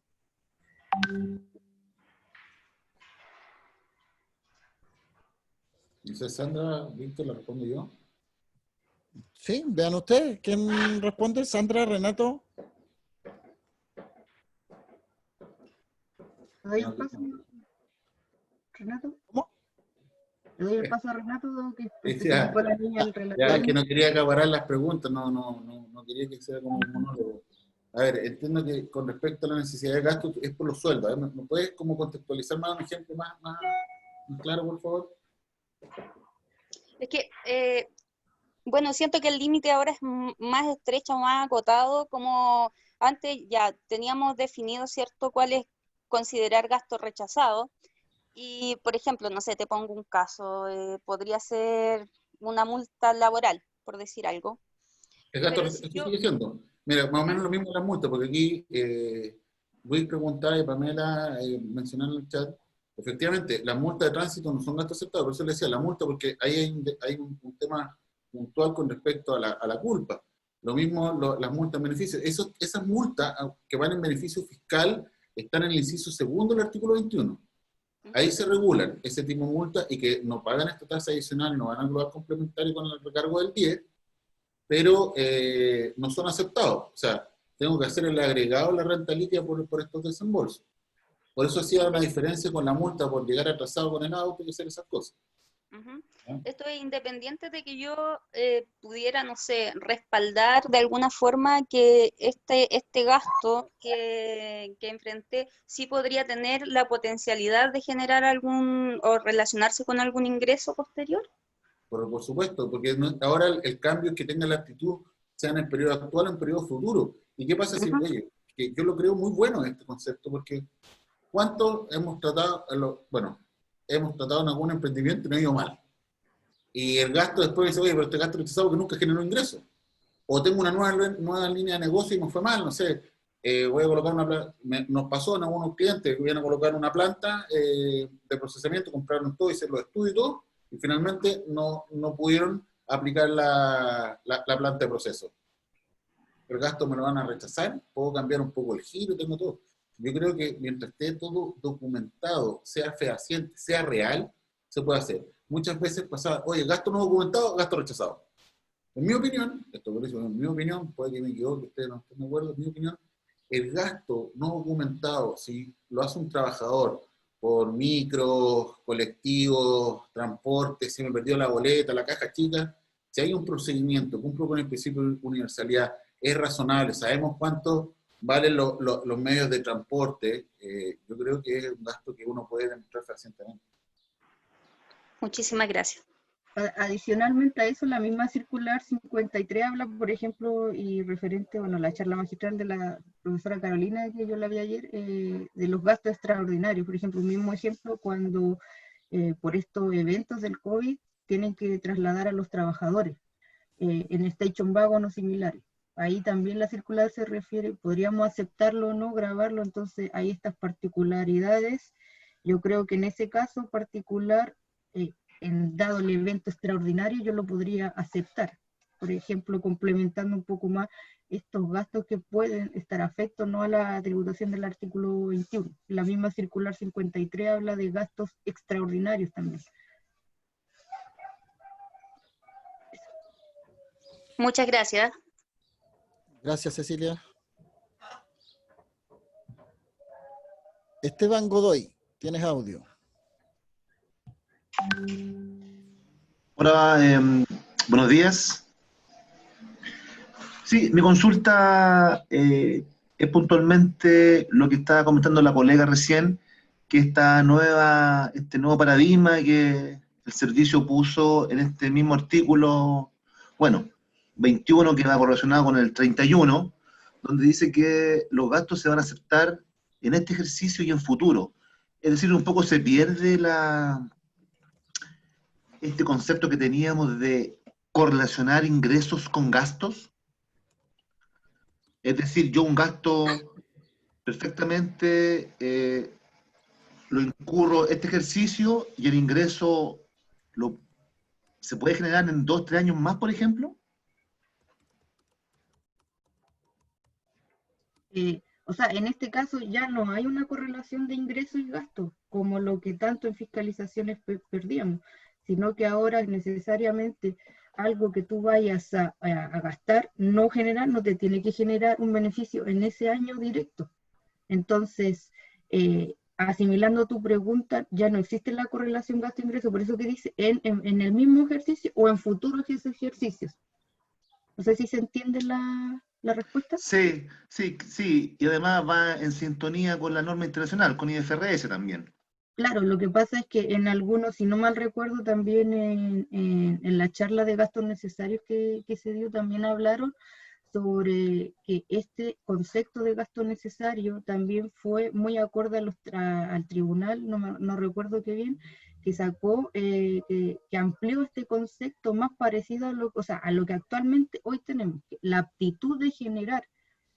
Entonces hay que olvidarse ahora anteriormente de que tiene que hacer una correlación ingreso-gasto. Ahora van a haber muchos gastos que sí van a ser necesarios, por ejemplo, van a ser necesarios, no tan necesarios, entendiendo esta correlación gasto-ingresos, que ahora sí son aceptados. pero para este caso tenemos que ver, por ejemplo, si el servicio no lo acepta, ¿estará grabado o no con el artículo 21? Entonces ahí cambia mucho, porque van a haber muchos gastos agregados, pero no afectos a esta tributación. Sí, bueno, desde el punto de vista del servicio podría ser bastante interpretativo, porque un criterio de un fiscalizador es muy distinto de otro y de otra unidad. Entonces, bueno, ya perfecto, te agradezco harto la respuesta. Muchas gracias. Gracias. Gracias, Sandra. Bueno, mira, si lo importante aquí, tanto los criterios, efectivamente hay que irse al tenor legal, al tenor preciso de la norma, digamos, mientras la norma no se haga cargo, no lo especifique, ya no estamos hablando de la necesidad que hablábamos antes. Por lo tanto, hay que tratar de hacer ese antes y después para no caer en tratar de traernos las interpretaciones antiguas, tratar de traernos a la actualidad, porque eso nos provoca confusión. Existen muchas preguntas hoy día, por ejemplo, cuando hablan de los vehículos, camionetas, muchos hablan de que si son doble cabina no se pueden aceptar, de que si son todoterreno, que 4x4, que una cosa por otra. La verdad es que hoy día lo que tienes que tener en consideración es que si el gasto que estás realizando podría o no eventualmente servir para tu giro y tu actividad presente o futura. Básicamente ese es el criterio que tienes que tener. Que alguna regional puede haber tenido en alguna oportunidad un criterio para efectos de deducir una camioneta respecto a alguna pregunta específica, no siempre hay que generalizarla. Recordemos que los oficios son muy específicos. Los oficios generalmente atienden a consultas de los contribuyentes y el servicio responde en relación a los antecedentes que tenga respecto de la consulta. Por lo tanto, no por eso deberíamos o debemos tomar un oficio y hacerlo genérico para todo. ¿Te fijas? Porque no solamente cuando el servicio responde una pregunta, la va a responder en su generalidad, sino que la va a responder en el contexto de lo que se está preguntando. Y ese oficio va a servir respecto de ese contribuyente para las condiciones que tenga ese contribuyente. Es más, si el mismo contribuyente llegase a cambiar las condiciones por las cuales preguntó en su oportunidad, el oficio tampoco le va a servir ni siquiera a él, digamos, porque se tienen que cumplir las condiciones para que se respete la respuesta del servicio. Por eso es que hay que tener mucho ojo en hacer esa generalidad de las respuestas y tratar de no extrapolar las respuestas anteriormente dadas por el servicio, debido a que hoy día el concepto de necesariedad del gasto cambió. Y en ese sentido hay muchos aspectos fundantes de una respuesta que no van a estar vigentes. Complementar un poco lo que decía Víctor, estoy totalmente de acuerdo. Los oficios son personalísimos, son para un caso puntual, para una persona que hizo la consulta, y muchas veces, a mí me da risa, eran los que somos más viejos, cuando juntábamos álbumes antiguamente y teníamos las láminas. Los oficios son como las láminas, uno va al servicio de impuesto interno y aquí tengo un oficio, yo tengo otro, y bueno, son interpretaciones. Lo principal es lo que dice hoy día la ley. La norma está sobre los oficios, la ley está sobre eso, no así para el funcionario del servicio de impuesto interno, que la interpretación de la Dirección Nacional está primero sobre la ley, pero como decía Víctor, lo importante es tener claros los conceptos, el nuevo concepto de renta, ¿ya? No sé si hay más preguntas, yo estaba leyendo un poco en el chat, alguien que hace una pregunta por un... Voy a darle el audio a Bianca Vidal, que ya lo tiene, antes de pasar a las preguntas del chat, Renato. Perfecto. Bianca, ¿Aló? ¿tienes audio? Hola, buenos días, ¿se escucha? Hola, se te escucha bajito.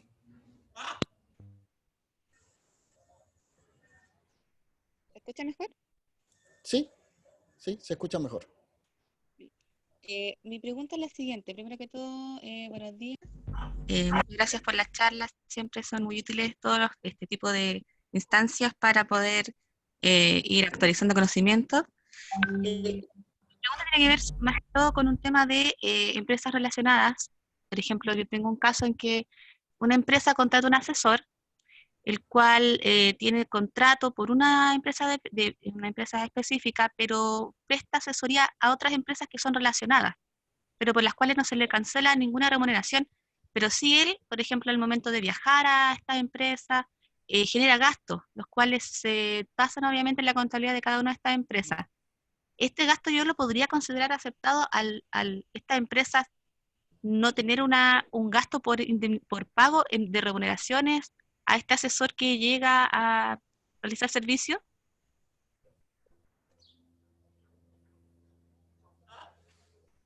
Yo no sé, o sea, voy a especificar si meto la pata. Cuando, a mí me ha tocado en fiscalizaciones y oportunamente hay, de que cuando me ocurrían estos gastos, el fiscalizador de hecho no me lo aceptaba porque me decían, no, es que tiene que ser de la misma empresa. Entonces, generalmente cuando ocurría esto, se entendía de que la empresa, en este grupo de empresas que se prestaban estos servicios, se hacía una sola factura para agrupar y era la persona la que sabía que trabajaba para distintos trabajos. Pero en este caso, en fiscalizaciones me tocó que no me aceptaban el gasto por prevenir, por ejemplo, de especificar, mire, que me hizo un trabajo de otra empresa, y al decir que hice un trabajo que no está a nombre o en los documentos que me respaldan al nombre de la empresa, a mí me lo rechazaban. No sé qué opinión, por ejemplo, en este sentido tiene Renato. Sí, mire, me está justo acordando a alguien que no sé si estará, es un cliente que le debo un informe con respecto a los gastos intercompañía.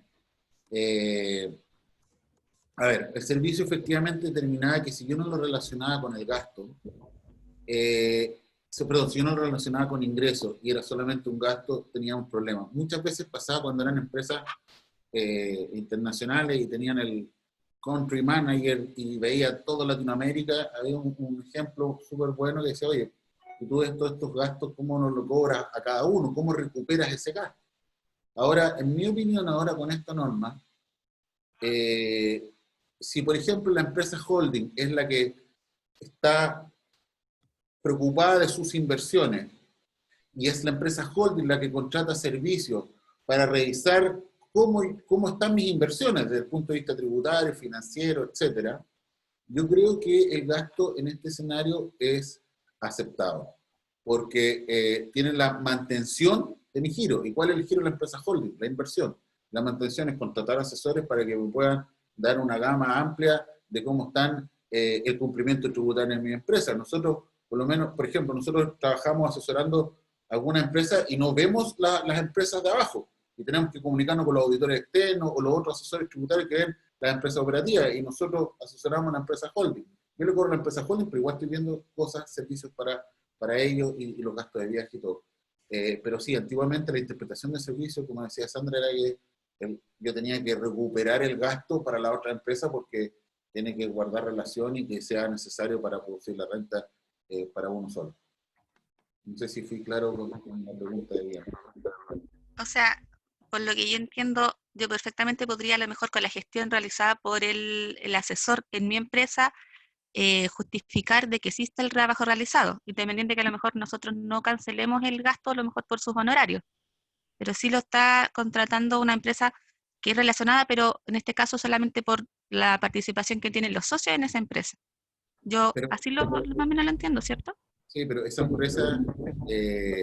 empresa relacionada es una empresa operativa o es una empresa holding. ¿Qué interés tengo entre empresas? Lo que pasa es que todas estas empresas son de una misma línea, son todas con el mismo giro, pero son distintos socios, distintas razones sociales, pero sí están relacionadas porque los socios sí tienen participación entre una y otra, algunos son controladores, es como una figura bastante amplia en ese sentido.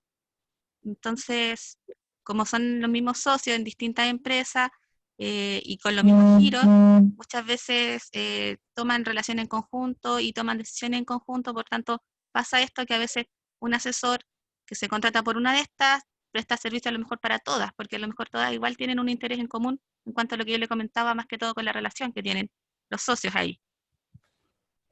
Ahí yo no... A ver, ahora cambia un poco lo que te decía. A ver, Víctor. Ojo que el gasto siempre tiene que corresponder a la empresa que lo está deduciendo. ¿ya?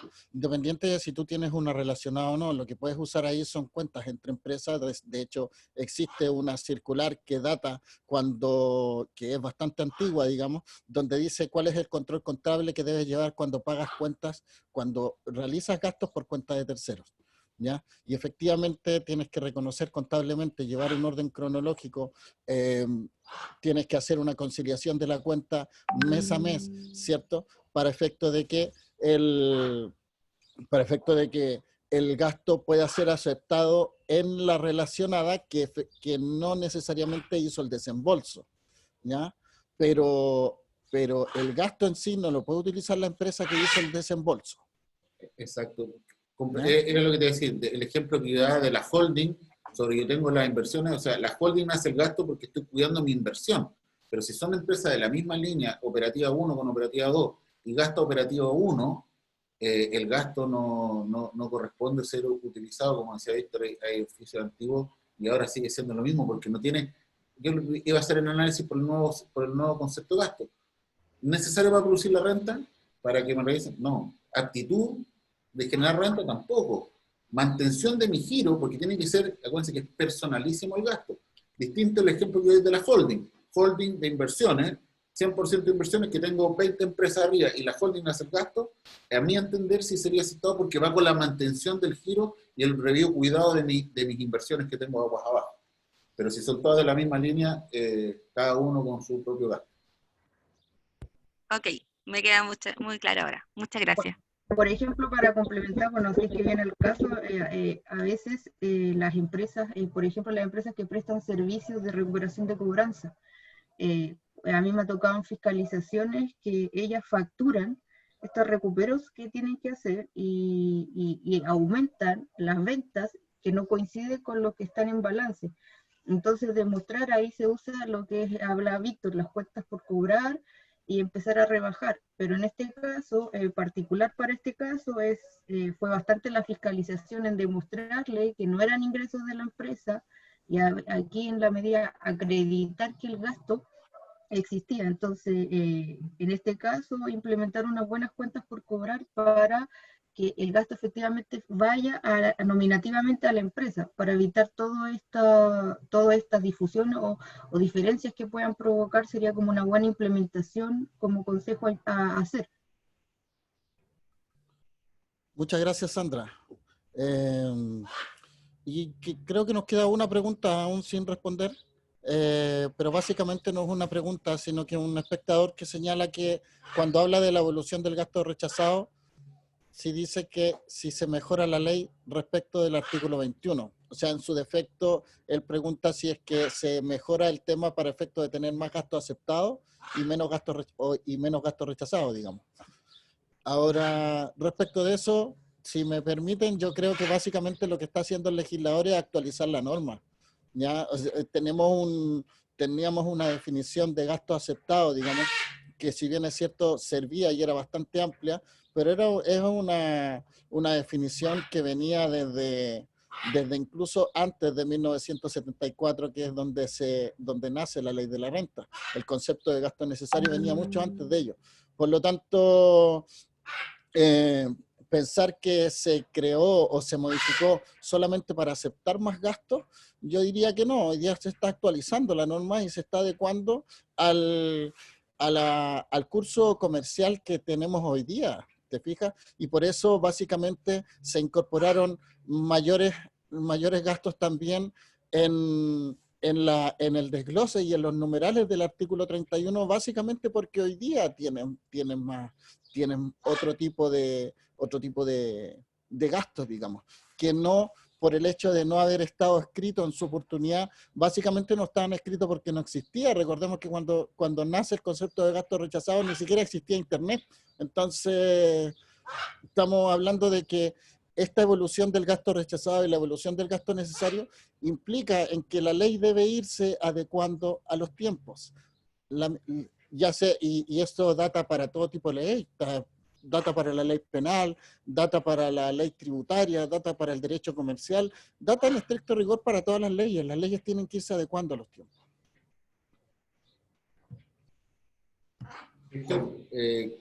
Totalmente de acuerdo, yo creo que diste en clavo, o sea, la evolución del artículo, no es que evolucione el artículo 21, yo creo que, vuelvo a insistir como partida de la presentación, la norma del artículo 21, a mi entender y en mi opinión, es una norma de control, para no cometer abusos con respecto a los gastos.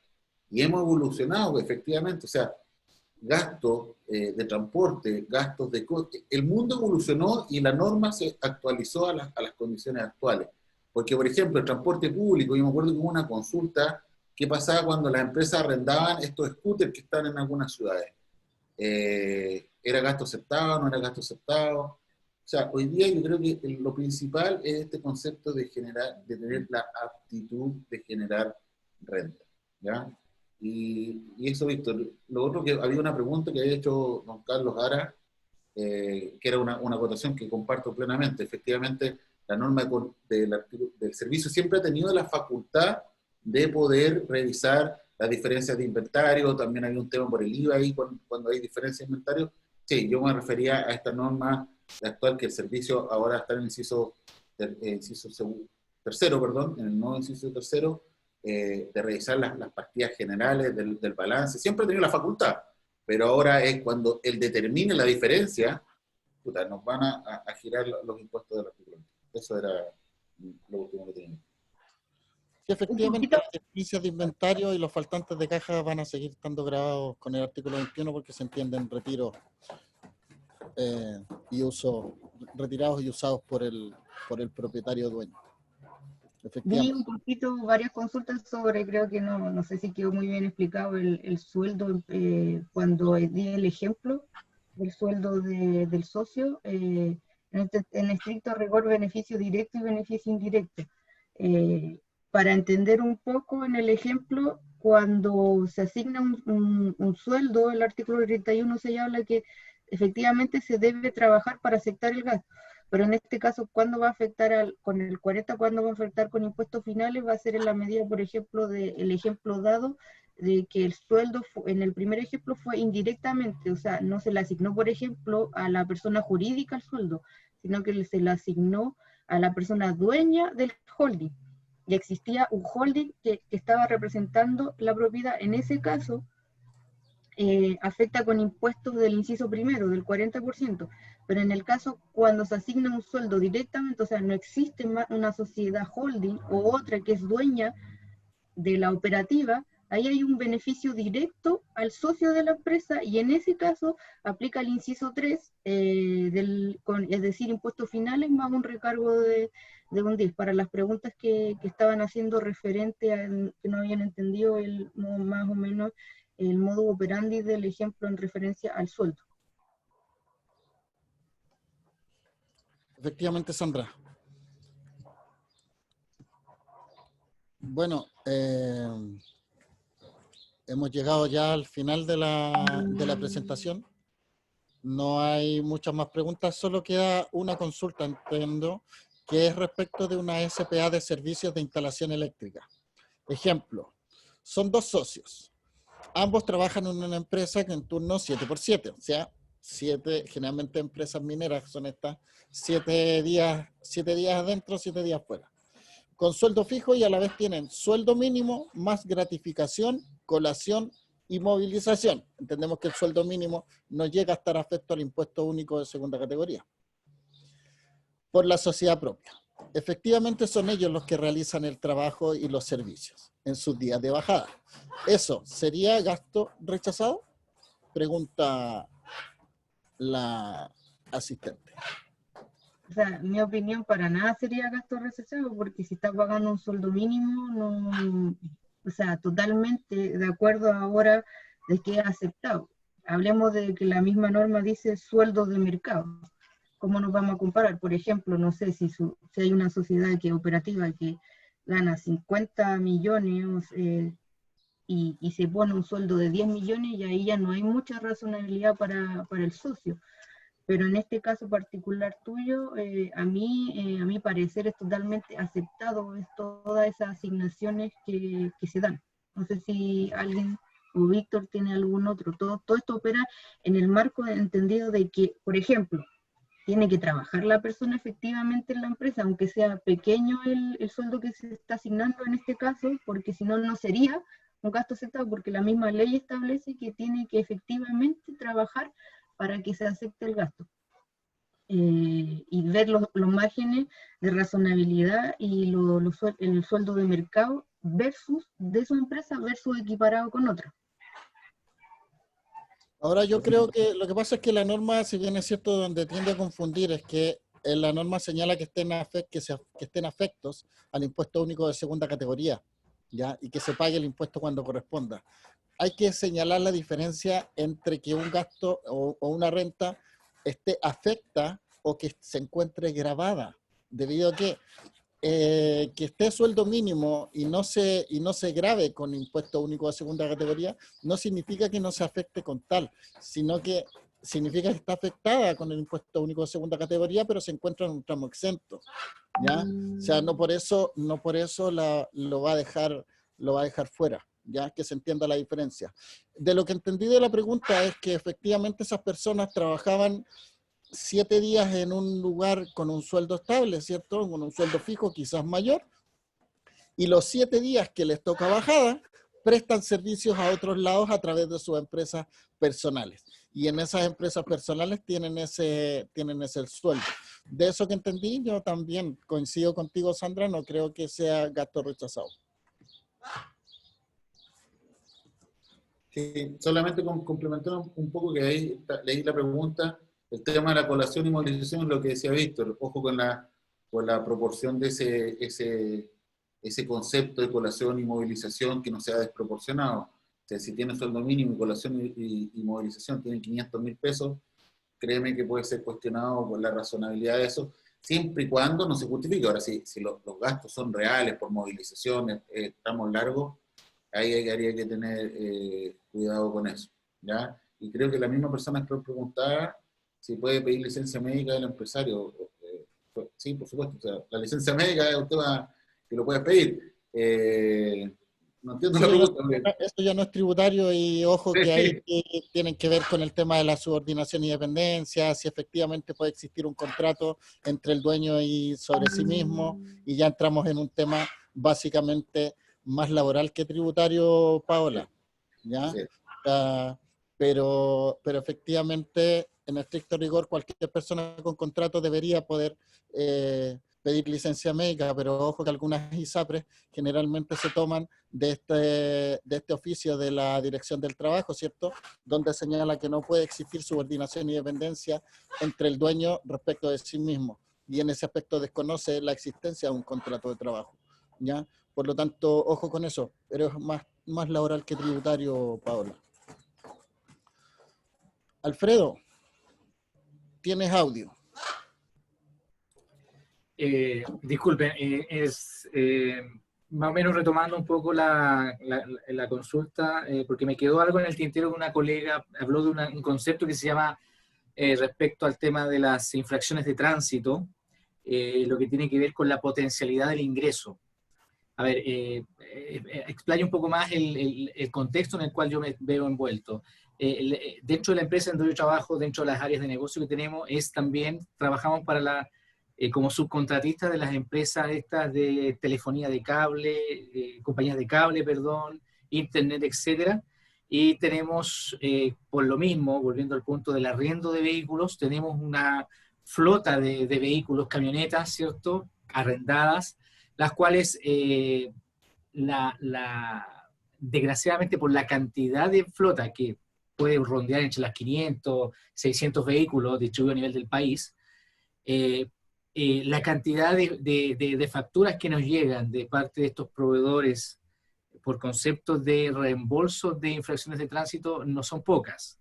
Entonces, comprendiendo lo que dijo Renato al inicio, de que de por sí las infracciones de tránsito, el incumplimiento de una norma, no debiese ser aceptado, sino que debiese seguir siendo rechazado, me generó la duda cuando una colega señaló la potencialidad del ingreso.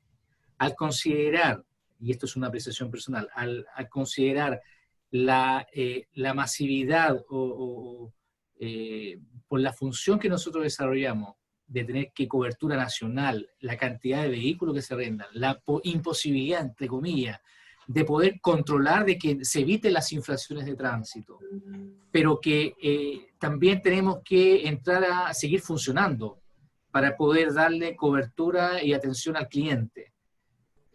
¿No será también en cierta medida parte del rubro, llamémosle, de los costos necesarios para lograr esa potencialidad de ingreso, el tener que pagar esa infracción de tránsito o reembolsársela en este caso a la empresa que nos arrienda los vehículos? No sé si se entiende mi... Sí, Víctor ya habla, parece. Sí, yo entendí muy bien la acotación que dice Alfredo. La verdad es que tiene razón, y eso sigue mucho de la mano con este tema, pero eso es, a ver, es muy, muy, muy discutible eso en una instancia de fiscalización. Lo más probable es que ese tipo de gastos, en la medida que sean prudentes, de poder seguir con el reclamo en una instancia superior, digamos, tendrías que pelearlo más arriba.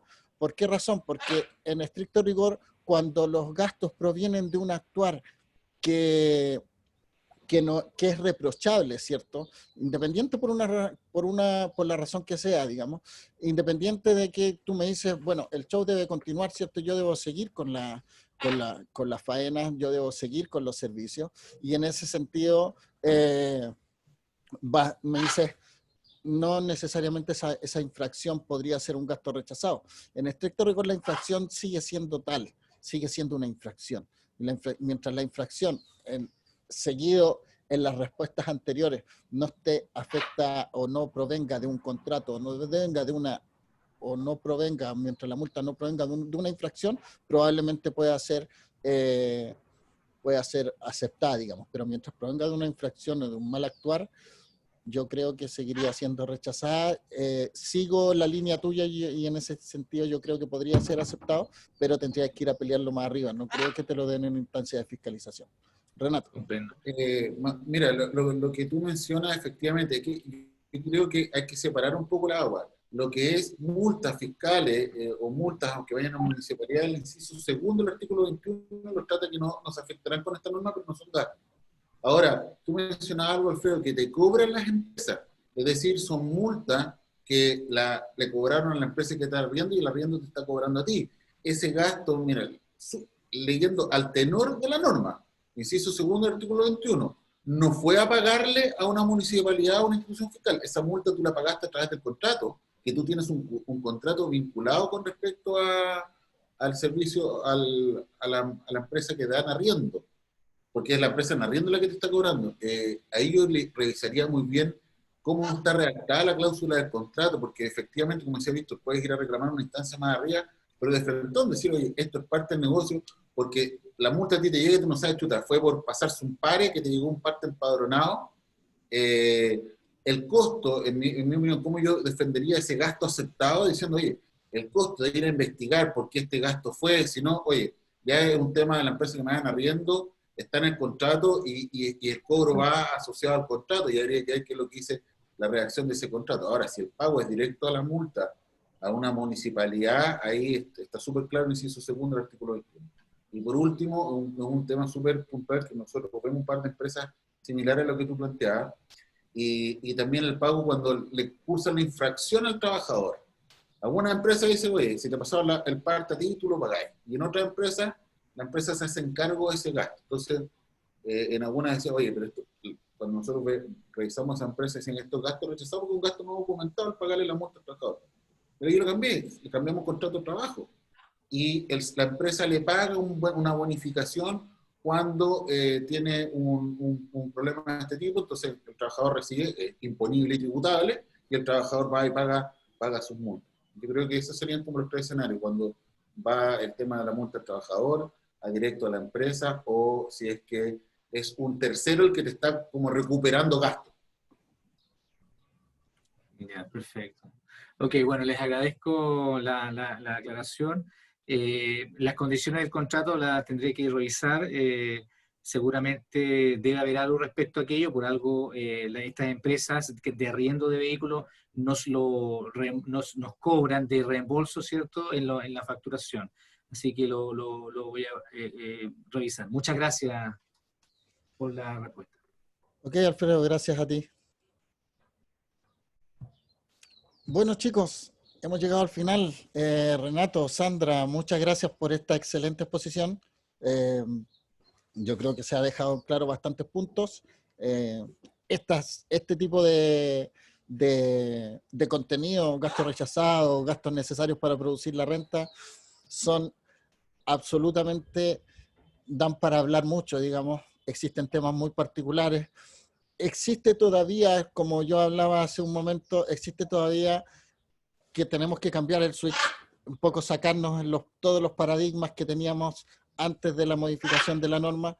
No estoy diciendo que que pierdan vigencia todos, lo que estoy diciendo es que cambian muchos criterios, por lo tanto hay muchos gastos que anteriormente podían haber sido rechazados o no necesarios, ¿cierto?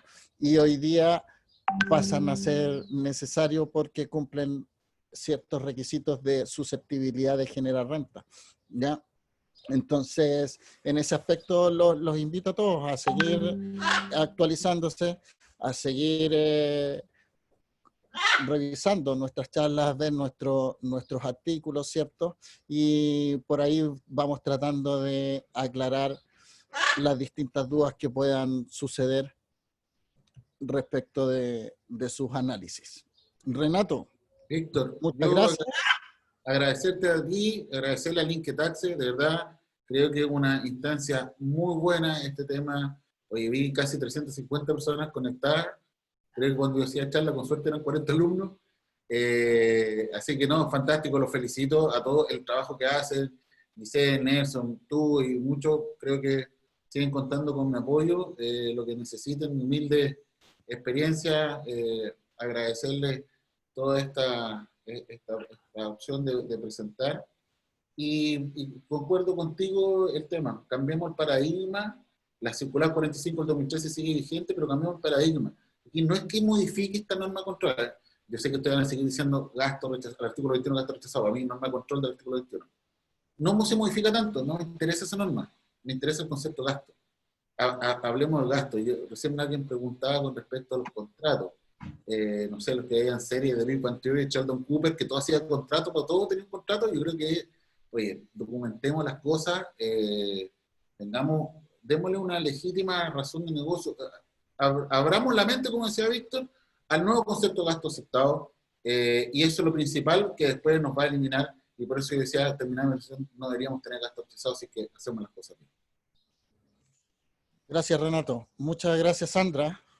Sí, gracias por la oportunidad. Igual si hablé muy rápido, era espero igual con las aclaraciones adicionales se haya entendido, y igual ahora cambiar el paradigma, como dijo Renato, igual que cuando uno le enseñaba fútbol, estaba 5 años aprendiendo así, cuando hacía un ejercicio y después que te cambien todo, cuesta. Ahora yo creo que van a salir infinidad de oficios por aclaraciones respecto a que cada caso en particular, dado la amplitud de que genera el cambio del artículo 31, así que a leer bastante para cambiar ese chip. Yo creo que cuando ya como cambiamos el chip de que tanto oficio referente al fútbol, por ejemplo, y uno se grabó, entonces ahora como tantas consultas que van a tener que salir, nuestro paradigma a fuerza va a tener que cambiar a que ya no se correlaciona ingresos ni gastos y hay una amplitud más general acorde a la globalización actual de hoy. Así que muchas gracias por la oportunidad, y para otra hablaré más lentito. Si se me daba la oportunidad. Siempre con la primera vez se van rompiendo los hielos. Así que, bien, te felicito porque para ser primera vez y habiendo tantos asistentes, lograste la atención de todos, y eso es bastante importante. Así que agradecerte una vez más, agradecerle a ambos por la excelente exposición, dejarlos a todos invitados para el próximo viernes a las 6 de la tarde en una charla que estará bastante entretenida, que dice relación con la tributación de las indemnizaciones por años de servicio, trabajador y empresa, ¿cierto? Y stock options. ¿ya? Esta exposición estará a cargo de la señorita Cristina Fernández, quien es abogado, es magíster de Dirección y Gestión Tributaria de la Universidad Adolfo Ibáñez, es directora de Consultoría Tributaria de Personas en KPMG, tiene más de 10 años de experiencia y entiendo que esa charla va a estar muy, muy, muy entretenida e interesante. Así que los dejo desde ya invitados. En nuestras redes sociales están los links para inscribirse a esas charlas. Muchas gracias a todos, que tengan un excelente fin de semana como siempre. Muchas gracias Renato, muchas gracias Sandra. A los chiquillos del team, Giselle, Christopher, Carlos, Nelson, Jimena, un abrazo a todos y nos vemos el próximo viernes. Que estén muy bien. Hasta luego.